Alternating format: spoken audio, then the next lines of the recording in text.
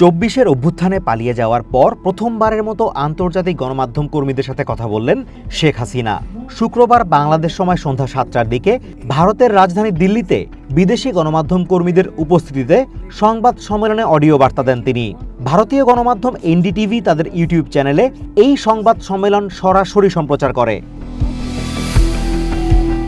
আরেক ভারতীয় গণমাধ্যম টাইমস অফ ইন্ডিয়া বলছে, ইংরেজিতে লিখিত বক্তব্য পাঠের শুরুতেই অন্তর্বর্তী সরকারের প্রধান উপদেষ্টা ডক্টর মোহাম্মদ ইউনূসকে খুনি ও ফ্যাসিস্ট আখ্যা দেন শেখ হাসিনা।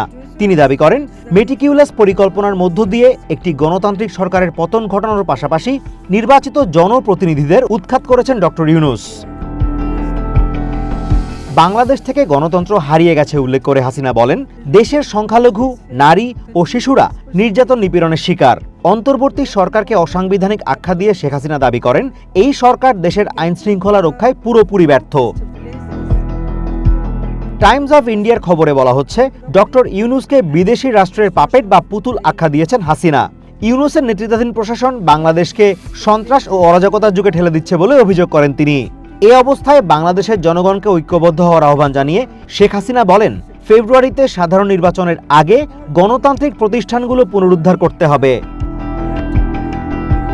জাতীয় ঐক্য ও গণতন্ত্র পুনরুদ্ধারে আওয়ামী লীগের পক্ষ থেকে শেখ হাসিনা 5 দফা দাবি তুলে ধরেন বলে উল্লেখ করা হয় ওই প্রতিবেদনে। প্রথম দফায় নিরপেক্ষ নির্বাচন নিশ্চিতে ডক্টর ইউনূসের নেতৃত্বাধীন সরকারকে সরিয়ে দেওয়ার দাবি জানান তিনি। এরপর দেশের সহিংসতা প্রতিরোধে কার্যকর পদক্ষেপ নেয়া, সংখ্যালঘু, নারী ও শিশুদের উপর নির্যাতন বন্ধ, সাংবাদিক, আওয়ামী লীগ এবং অন্যান্য বিরোধী দলের নেতাকর্মীদের নির্বিচারে গ্রেপ্তার বন্ধ এবং জাতিসংঘের নিরপেক্ষ তদন্ত দলের মাধ্যমে জুলাই আগস্টের সব ঘটনা তদন্তের দাবি জানান শেখ হাসিনা। এনডিটিভির ইউটিউব চ্যানেলের ভিডিও পর্যালোচনা করে দেখা যায়, এদিনের এই সংবাদ সম্মেলনে উপস্থিত ছিলেন পতিত সরকারের শিক্ষামন্ত্রী মহিবুল হাসান চৌধুরী নফেল এবং অভিনেত্রী রোকেয়া প্রাচী। এছাড়া অনলাইনে যুক্ত হন সাবেক পররাষ্ট্রমন্ত্রী এ.কে আব্দুল মোমেন, সাবেক প্রতিমন্ত্রী মোহাম্মদ এ আরাফাত এবং সাবেক এমপি হাবিবে মিল্লাত।